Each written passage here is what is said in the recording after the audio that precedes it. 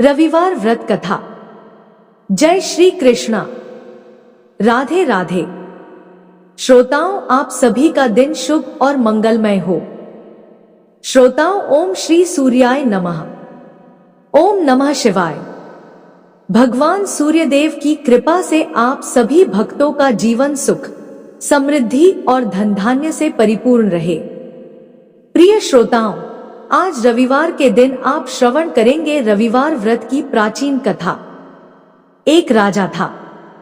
उसके पास सिपाही, घोड़े, दास दासियां, धन दौलत सब कुछ था। सिर्फ उन्हें संतान नहीं थी। इसी कारण राजा और रानी बहुत ही दुखी रहा करते थे। संतान प्राप्ति के लिए उन्होंने हर तरह का दान धर्म, धार्मिक अनुष्ठान, जप, मंत्र, व्रत, पूजा पाठ सब कुछ किया, लेकिन इसका कोई लाभ नहीं हुआ।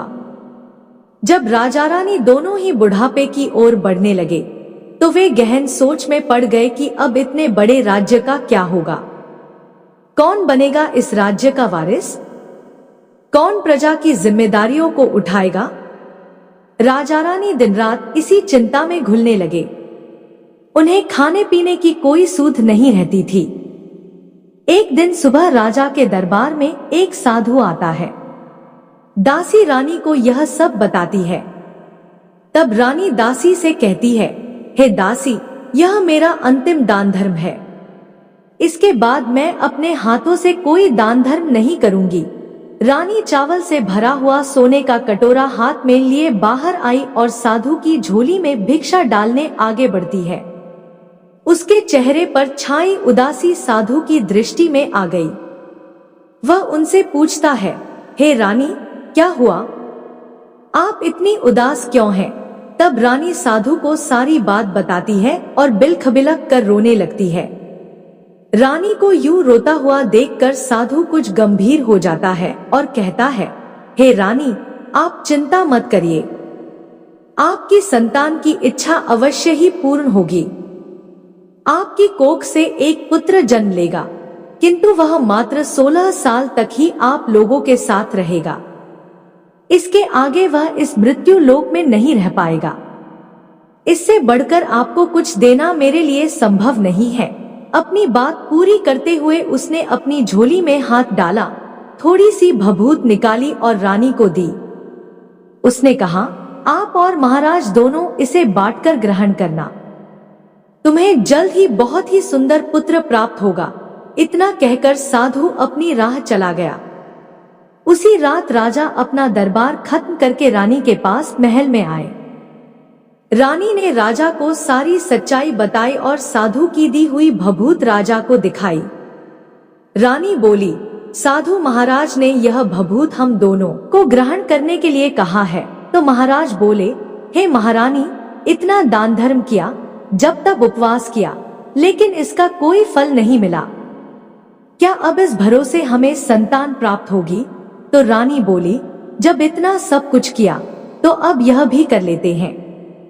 हे महाराज, साधु के क्रोध को क्यों बुलावा दें? प्रिय श्रोताओं, राजा को अब किसी पर विश्वास नहीं था, पर रानी को दुख न पहुंचे, इसलिए वह राजी हो गया। उसने साधु महाराज का नाम स्मरण करके वह भभूत बांटकर दोनों ने खा ली। इसके बाद दोनों निश्चिंत होकर सो जाते हैं। कुछ दिन गुजर जाते हैं और साधु द्वारा कहे अनुसार रानी गर्भवती हो जाती है। इस पर राजा और रानी दोनों की खुशी का ठिकाना न रहा। राजा रानी से बोला, हे महारानी, सचमुच साधु महाराज की कृपा हो गई। प्रिय श्रोताओं, 9 महीने, 9 दिन और 9 घंटे पूरे होने पर रानी ने एक अत्यंत ही सुंदर गोरे चिट्टे पुत्र को जन्म दिया। राजा ने बड़े धूमधाम से पुत्र का नामकरण संस्कार किया। सारे राज्य में 8 दिन तक उत्सव मनाया गया। राजा को इस बात का पता था कि उनका पुत्र सिर्फ 16 साल तक ही उनके पास रहेगा। प्रिय भक्तों, इसके बाद राजा और रानी बड़े ही प्रेम से बेटे की परवरिश करने लगे। उसकी हर ख्वाहिश पूरी करते, क्योंकि थोड़े समय के लिए ही भगवान ने उनकी संतान की मुराद पूरी की थी। राजपुत्र दिन प्रतिदिन बड़ा होता गया। जब वह 8 साल का हो गया, तो राजा ने एक अच्छे गुरु की नियुक्ति की और उसे अस्त्र शस्त्र की विद्या, घुड़सवारी आदि सभी शिक्षाएं प्रदान कराईं। अब वह सभी विद्याओं में पारंगत हो चुका था। इस प्रकार वह 12 साल की उम्र का हो गया। तब एक अच्छी सी राजकन्या को खोजकर उसका विवाह कर दिया गया। इसी प्रकार राजा, रानी और उनके पुत्र का जीवन सुखपूर्वक बीत रहा था। लेकिन जब राजपुत्र 16 साल का हुआ तो एक दिन उसने अपने पिता से कहा, पिताजी, मैं अपना राज्य घूमकर देखना चाहता हूँ। आज तक मैंने सिर्फ इस राजमहल के अतिरिक्त कुछ नहीं देखा। बेटे की बात सुनकर राजा चिंतित हो गया, क्योंकि पुत्र का 16वां साल शुरू हुआ था। अब कोई अनहोनी होने का वक्त नजदीक आ गया था। लेकिन राजा यह सब बातें पुत्र को नहीं बता सकता था। वह क्या करता? चेहरे पर झूठी मुस्कान लेकर बेटे से कहता, हे पुत्र, जरूर तुम्हें अपने राज्य के बारे में जानना चाहिए। मेरे बाद तुम ही तो राजा बनोगे, अपना राजपाट संभालोगे। परंतु एक बात का ध्यान रखना कि तुम जहां भी जा रहे हो और क्या कर रहे हो, यह बात अपनी पत्नी को मत बताना। पुत्र कहता है, ठीक है पिताजी, आपने जो कहा मैं वैसा ही करूंगा। राजपुत्र दिन भर अपनी पत्नी के साथ मौजमस्ती करता और खुशीपूर्वक रहता। लेकिन रात को ठीक 12 बजे बिस्तर से उठकर बाहर चला जाता और फिर सूर्य उदय होने से पहले वापस अपने महल में आकर सो जाता। ऐसा कई दिनों तक चलता रहा। अब राजपुत्र का 16वां साल खत्म होने में कुछ ही दिन बाकी रह गए थे। इतने में उसकी पत्नी यानी छोटी रानी एक दिन रात में जाग जाती है। वह देखती है कि बिस्तर पर राजकुमार नहीं है। वह महल में हर जगह देखती है, लेकिन राजपुत्र कहीं नजर नहीं आता।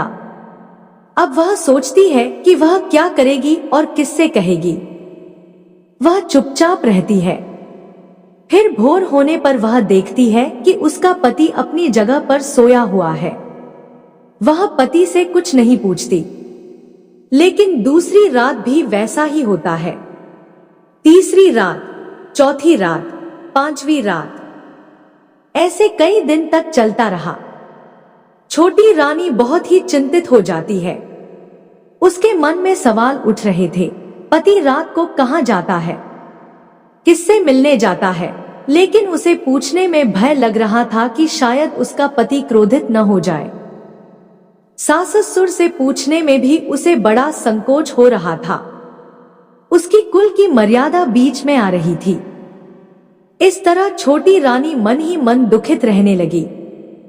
इस हाल में उसने खाने पीने में दिलचस्पी भी खो दी। वह धीरे धीरे दुबली पतली हो गई। उसी राज्य में एक फूल बेचने वाली बूढ़ी महिला, एक मालिन थी। वह हमेशा छोटी रानी को फूल देने उनके महल में आती थी। एक दिन उस बुढ़िया का ध्यान छोटी रानी पर जाता है। वह उससे पूछती है, हे बेटी, तुम्हें किस बात का दुख है? तुम इस तरह सूखकर कांटा क्यों हो गई हो? इस पर रानी कहने लगी, हे बूढ़ी अम्मा, मैं आपको क्या बताऊं?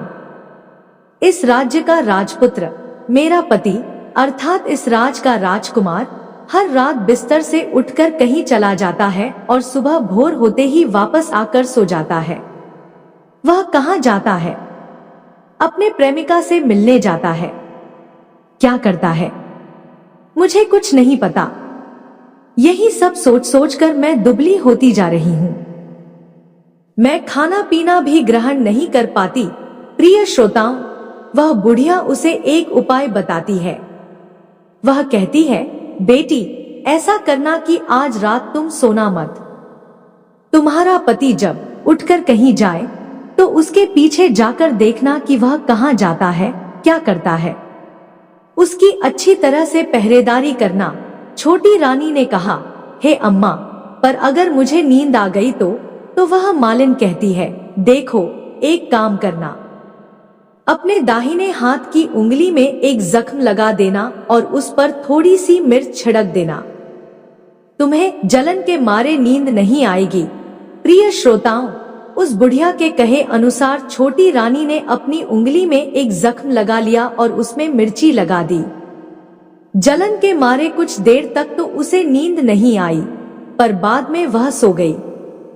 दूसरे दिन सुबह बुढ़िया फूल लेकर उसके महल में पहुंची और पूछती है, क्या हुआ बेटी?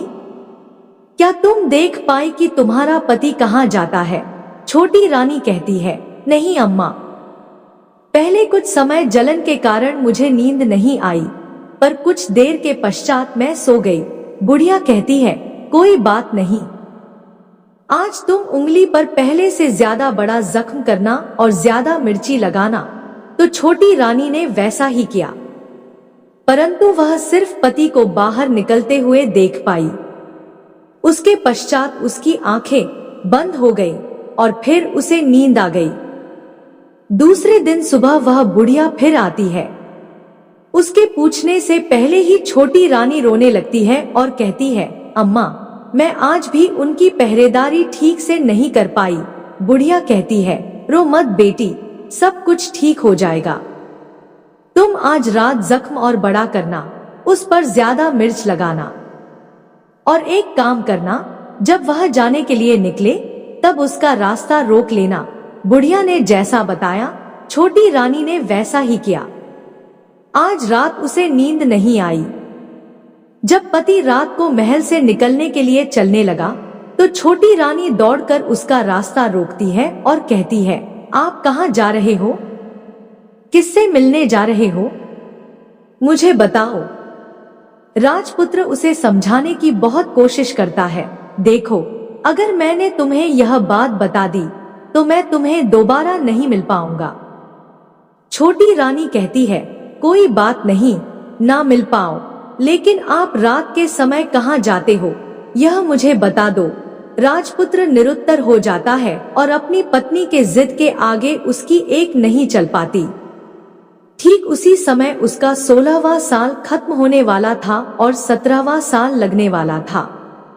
अब वह राजकुमार कुछ सोचता है और कुछ चावल मंत्रों से सिद्ध करके अपनी पत्नी को देकर कहता है, इन चावलों को दोनों हाथों में मुट्ठी में पकड़ना।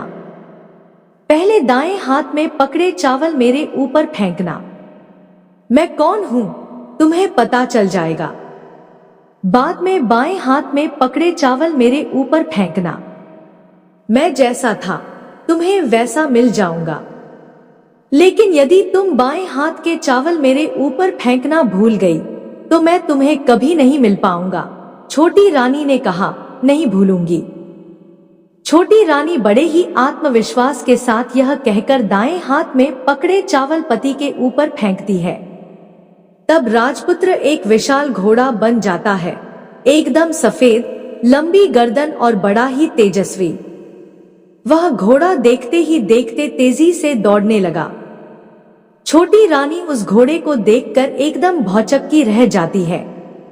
लेकिन पति ने बाएं हाथ के चावल फेंकने की जो बात कही थी वह भूल जाती है। उसकी आंखों के सामने घोड़ा महल से बाहर निकलकर चला जाता है। घोड़ा जब महल से बाहर जाता है तो वापस नहीं आता। अब छोटी रानी को बड़ा ही पश्चाताप हुआ। वह स्वयं को कोसने लगी, लेकिन अब उसका कोई फायदा नहीं होने वाला था। राजकुमार अब वापस नहीं आने वाला था। सुबह होते ही महाराजा को यह सब बात पता चली। उन्हें बहुत दुख हुआ और वे बिस्तर पर पड़ गए तथा अपने बेटे की राह देखने लगे कि एक न एक दिन उनका बेटा वापस आएगा। इस तरह 1 महीना, 2 महीने, 3 महीने करते करते 6 महीने पूरे हो जाते हैं। राजपुत्र का कोई पता नहीं चलता। राज्य के सेनापति राजपुत्र को ढूंढने के लिए राज्य के गांव-गांव सिपाही भेजते हैं, लेकिन उन्हें कोई सफलता नहीं मिलती। इधर छोटी रानी अपनी हट के कारण पति गायब हो गया, यह सोचकर स्वयं को मन ही मन कोसती रही और प्रण कर लेती है कि कुछ भी करके पति को ढूंढ कर लाएगी और उसे वापस घर लेकर आएगी। प्रिय भक्तों, एक दिन सुबह उठकर वह सास ससुर के महल में जाती है और कहती है, मैं अपने पति की खोज में जा रही हूँ। अब महाराज को क्या चाहिए था? कुछ भी करके उनका बेटा उन्हें वापस मिलना चाहिए था और वह पान के बिना नहीं रह पाती थी। ऐसे ही एक दिन बुढ़िया को पान खाने के लिए चूना चाहिए था। वह चूना तैयार करने के लिए सीप लेकर आई। इन सीपों को भूनने के लिए उसे गोबर के कंडे चाहिए थे। कंडे इकट्ठा करने के लिए वह बांस की टोकरी लेकर चरवाहे के मैदान में गई, जहां बहुत सारे कंडे थे। उन्हें जमा करते करते उसे घर आने में अंधेरा हो गया। इस बीच शाम होते ही बेटा और बहू काम से वापस आए। घर पहुंचकर देखा कि बच्चा घर पर अकेला है और बहुत रो रहा है। दोनों गुस्से से लाल पीले हो गए। इसी बीच वह मालिन बुढ़िया घर आ पहुंची। बेटे ने पूछा, माँ, पोते को घर पर अकेला छोड़कर तुम कहाँ चली गई थी? बुढ़िया बताने लगी, बेटा, मैं गोबर के कंडे इकट्ठा करने गई थी। इस पर बेटा बोला, दोबारा बच्चे को घर पर अकेला छोड़कर कहीं गई तो मैं तुम्हें बहुत पीटूंगा। बुढ़िया कहने लगी, नहीं बेटा, फिर कभी ऐसा नहीं करूंगी। लेकिन दूसरे ही दिन बुढ़िया यह बात भूल गई और फिर से चरवाहे के मैदान पर कंडे इकट्ठा करने चली गई। शाम को जब बेटा और बहू काम से वापस लौटे तो देखा कि बच्चा घर पर अकेला है और जोर जोर से रो रहा है। अब उसके बेटे की सहन शक्ति खत्म हो गई और बुढ़िया को घर वापस आने पर उसे घर से निकाल दिया। बुढ़िया रात भर घर से बाहर अंधेरे में बैठी रही और सुबह होते ही हाथ में टोकरी लेकर कंडे इकट्ठा करने के लिए निकल गई।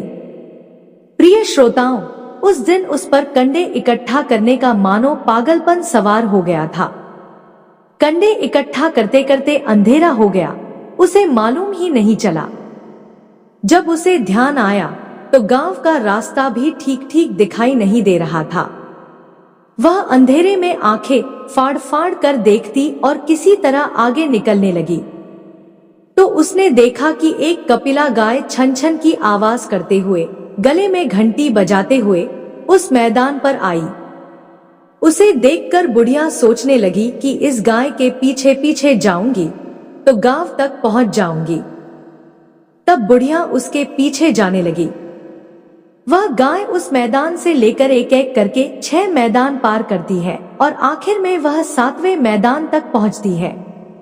वहां क्या होता है कि उस मैदान में एक बड़ा सा पत्थर था। गाय जाकर उस पत्थर को अपने सींग से मारती है। जब गाय ने सींग मारा तो वह पत्थर दूर हट गया और पाताल में नीचे जाने के लिए सीढ़ियां दिखाई देने लगी। तब वह गाय उन सीढ़ियों से नीचे जाने लगी। वह मालिन बुढ़िया यह सब देख रही थी और झट से गाय की पूंछ को पकड़ लिया।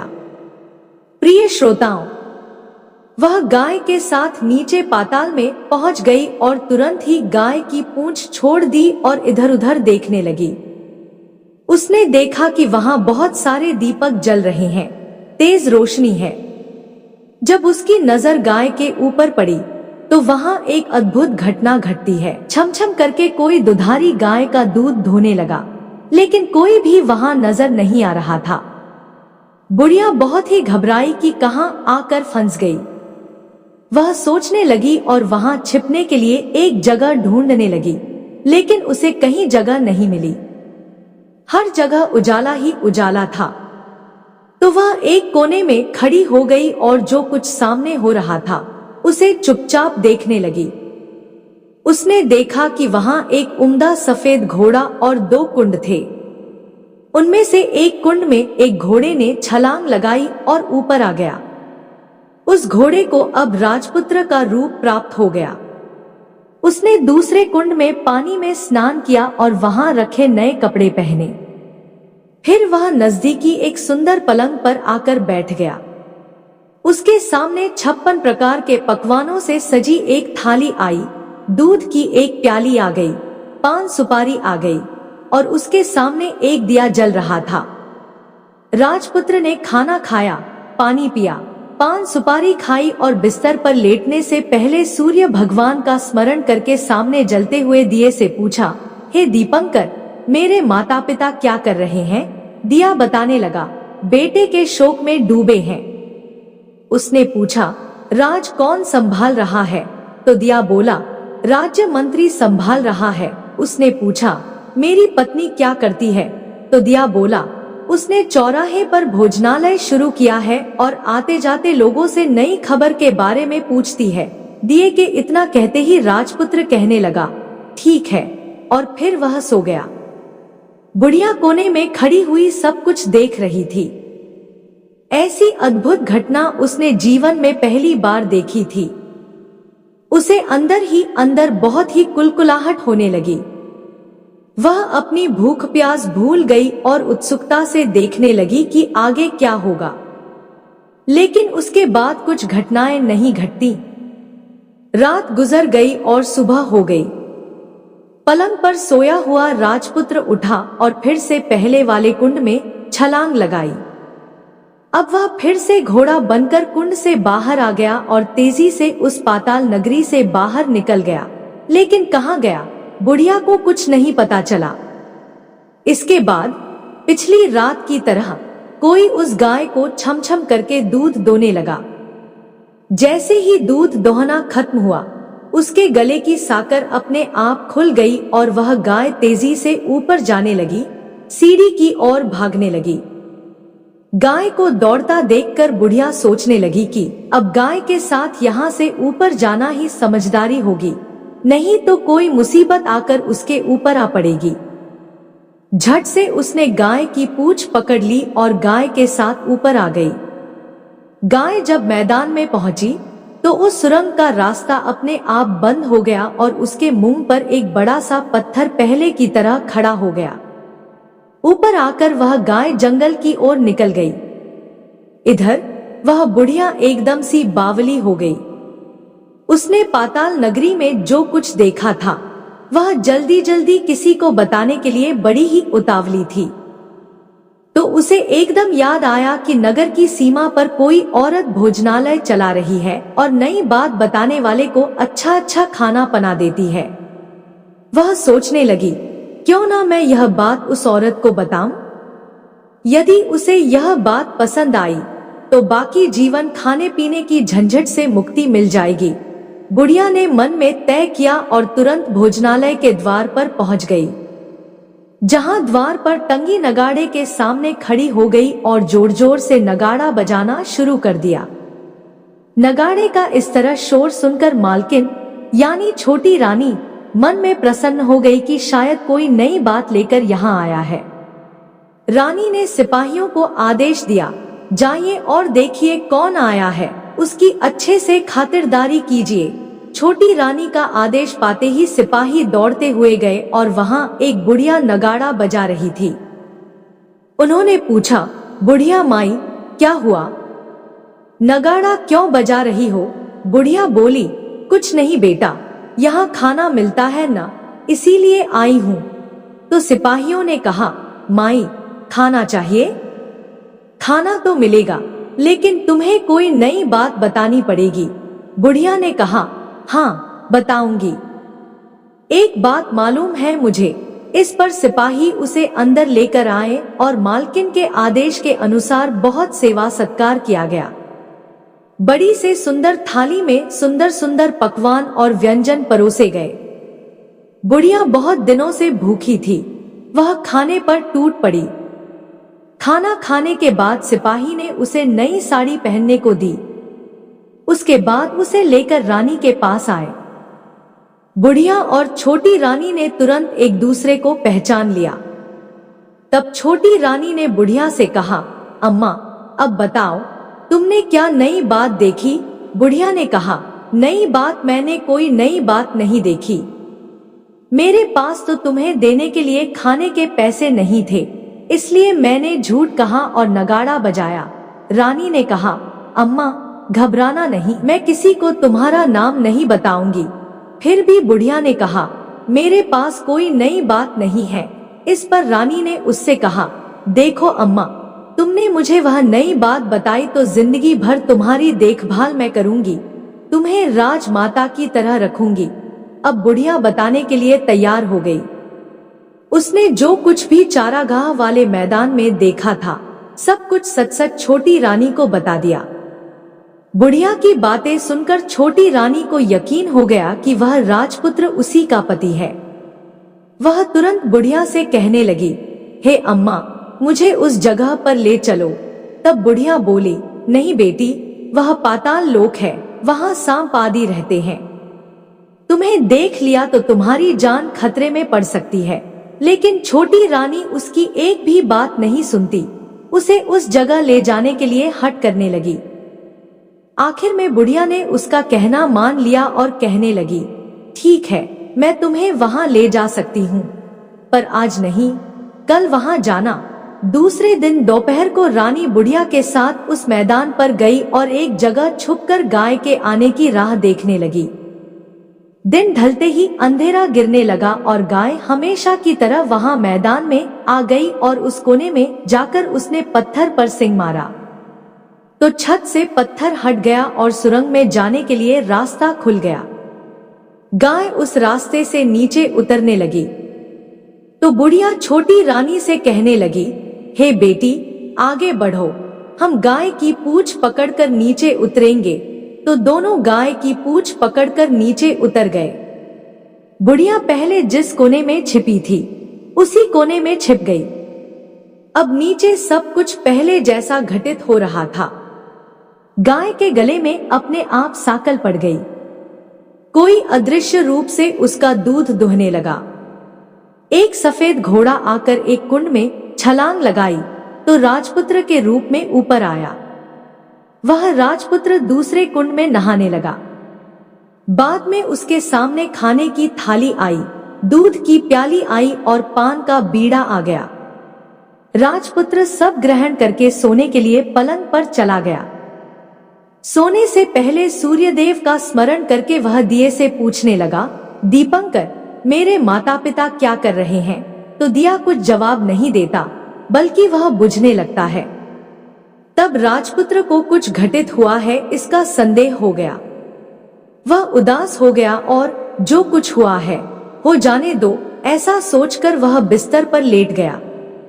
अब रानी का संयम टूट गया। वह दौड़कर अपने पति के पास आई और उसके पैर पकड़ने के लिए आगे बढ़ती है। तब राजपुत्र तुरंत ही पत्नी को पहचान गया और झट से पीछे हट गया। चिल्लाने लगा, नहीं नहीं, मुझे मत छूना, सर्वनाश हो जाएगा।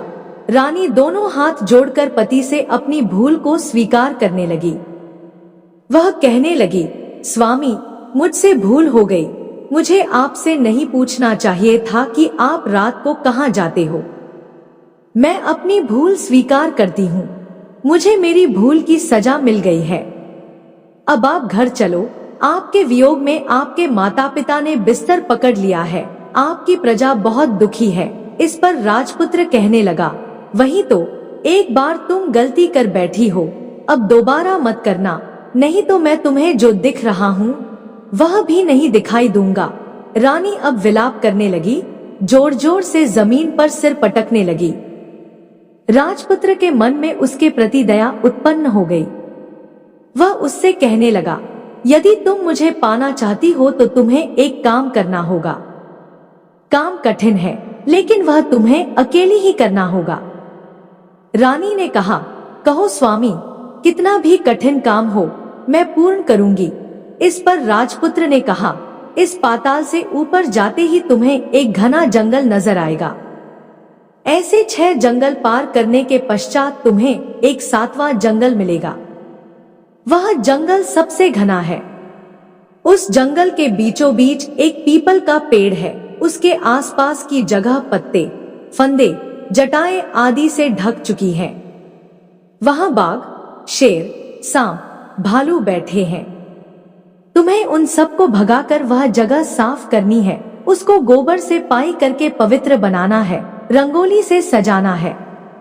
उसके बाद वहां धूप कपूर जलानी है, फूल और कुमकुम से पेड़ की पूजा करनी है, दूध और दही से बने चावल का भोग लगाना है। यह सब तुम्हें दोपहर को 12 बजे से पहले करना है। 12 बजने के समय तुम्हें उस जगह पर बैठकर सूर्य भगवान का ध्यान करना है। ठीक 12 बजे सूर्य भगवान का रथ वहां उतरेगा। वे सब देखकर खुश हो जाएंगे और कहेंगे कि जिस किसी ने भी यह सब किया उसे मैं मनचाहा फल दूंगा। तो तुम सामने जाकर उनके रथ का दाहिना घोड़ा मांगना, मैं तुम्हें मिल जाऊंगा। इतनी बात कहकर राजपुत्र अपने पलंग पर सो गया।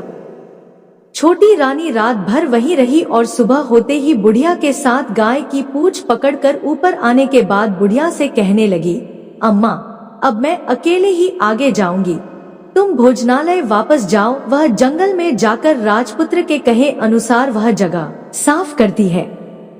बाद में राजपुत्र ने जैसा बताया था उसे वैसे लिपाई करके वापस आ गई।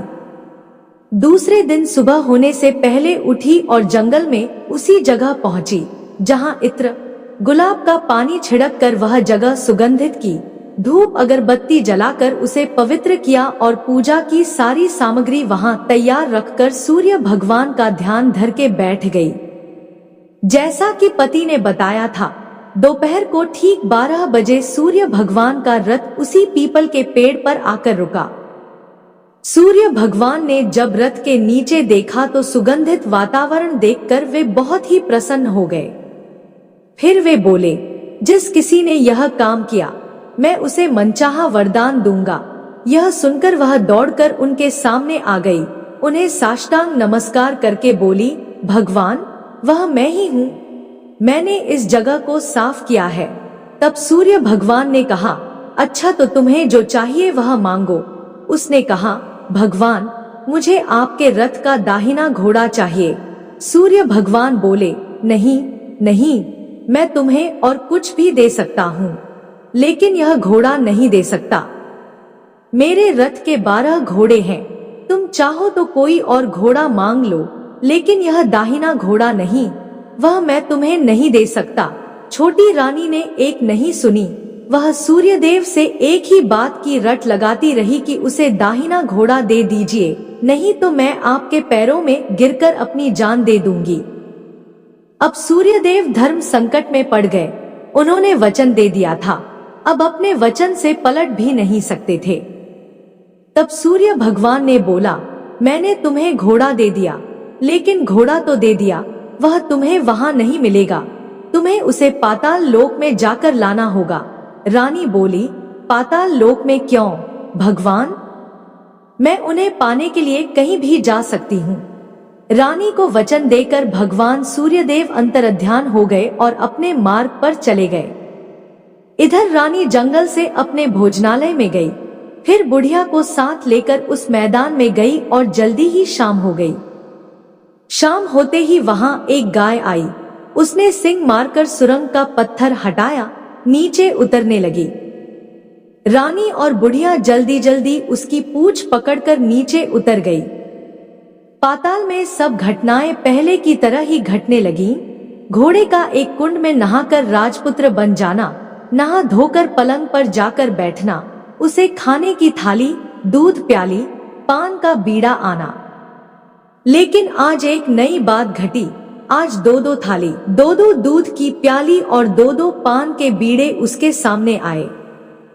वह कुछ नहीं बोला, अपने हिस्से की थाली खाकर, दूध पीकर, पान का बीड़ा चबाकर वह सोने चला गया और हमेशा की तरह दिए से पूछने लगा, हे प्यारे दिए, दीपंकर, मेरे माता पिता क्या कर रहे हैं?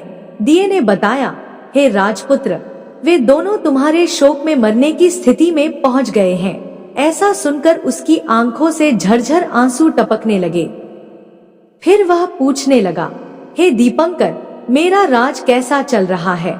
दिए ने कहा, राजपुत्र, तुम्हारा राज्य प्रधानमंत्री चला रहा है और वह सब कुछ हड़प चुका है।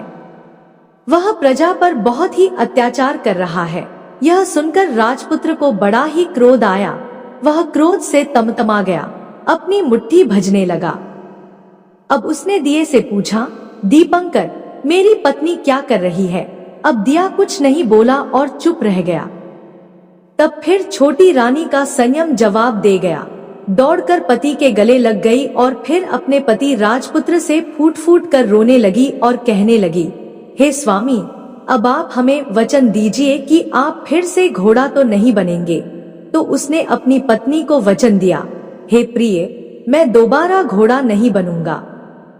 तुमने जो इतने सारे कष्ट उठाए मुझे पाने के लिए, सूर्यदेव से तुमने सौदा किया और तुमने मुझे घोड़े के जन्म से मुक्ति दिलाई है। उसके बाद दोनों पति पत्नी और वह बुढ़िया उस गाय का पूंछ पकड़कर पाताल लोक से सीधे बाहर आए भोजनालय में, और वहां सब सामान लो में बराबर बराबर बांट दिया। फिर उसके बाद अपने राज्य को लौट गए। राजपुत्र वापस आता है और उसके तेवर देखकर जो प्रधानमंत्री होता है घबरा जाता है। राजपुत्र ने उसे बंदी बनाने का आदेश दे दिया और उसे कैद खाने में डलवा दिया और राज की बागडोर अपने हाथों में ले ली। इसके बाद वह अपने माता पिता से मिलने के लिए महल में गया। तब राजपुत्र वहां पहुंचकर क्या देखता है कि उसके माता पिता उसके शोक में अस्थि पंजर बने हुए हैं। पुत्र को वापस आया देखकर मरणासन राजा रानी की आंखों से टप टप आंसू की धाराएं बहने लगती हैं। उन दोनों ने पुत्र को गले लगा लिया, उसे बड़ा ही प्रेम किया। इतना होने के बाद उनकी सेहत में एकदम सुधार आने लगा। अब वे बिस्तर से उठकर बैठ गए, पुत्र को आशीर्वाद देने लगे। राजपुत्र के आने की खबर तुरंत राज में फैल गई। प्रजा खुशी के मारे फूली नहीं समाई, प्रजा महल के सामने इकट्ठी हो गई। राजपुत्र ने भी उन्हें दर्शन दिए और आज से उन्हें कोई दुख ना पहुंचे, ऐसा उन्हें वचन दिया। अब राजा ने अपने पुत्र का राज अभिषेक करके उसे सिंहासन पर बैठाया। प्रिय भक्तों, और अपनी बहू को महारानी का दर्जा दिया और स्वयं अपनी पत्नी के साथ ईश्वर स्मरण करते हुए खुशी से दिन व्यतीत करने लगे। महाराजा बना राजपुत्र अच्छी तरह से राज चलाने लगा, अपनी पत्नी के साथ सुख शांति से जीवन व्यतीत करने लगा। उस बुढ़िया को रानी ने अपने ही पास रखा और उसकी अच्छी तरह से देखभाल करने लगी। बुढ़िया के बुढ़ापे के दिन खुशी से गुजरने लगे। सारी प्रजा जन प्रेम से रहने लगी। तब राजपुत्र ने एक और घोषणा की, हे प्रिय प्रजाजनों, तुम आज के बाद सूर्य नारायण भगवान का व्रत करो। प्रत्येक रविवार को उन्हें प्रेम पूर्वक अर्घ दो, घर की लिपाई करो तथा अपने घर में सुख समृद्धि की कामना करो। इससे तुम्हारे घर में धन धान्य तो आएगा ही, साथ में तुम सब रोग मुक्त रहोगे। सूर्य भगवान की यह रविवार व्रत कथा संपूर्ण हुई, तो बोलिए सूर्य नारायण भगवान की जय हो। आज की इस कथा को कहते सुनते हुंकारा भरते सभी भक्तों को भगवान सूर्यदेव की आशीर्वाद से सुख, समृद्धि, शांति और आरोग्य का आशीर्वाद प्राप्त हो। ओम सूर्यदेव नमः। प्रिय श्रोताओं, उम्मीद करती हूँ आज की यह कथा आपको पसंद आई होगी। यदि आपको हमारी सुनाई गई कथाएं पसंद आती हैं, तो आप इसे अपने प्रियजनों में शेयर कीजिए और वीडियो को लाइक करके चैनल को सब्सक्राइब कर दीजिए। जय श्री कृष्णा। राधे राधे। श्रोताओं, आप सभी का दिन शुभ और मंगलमय हो।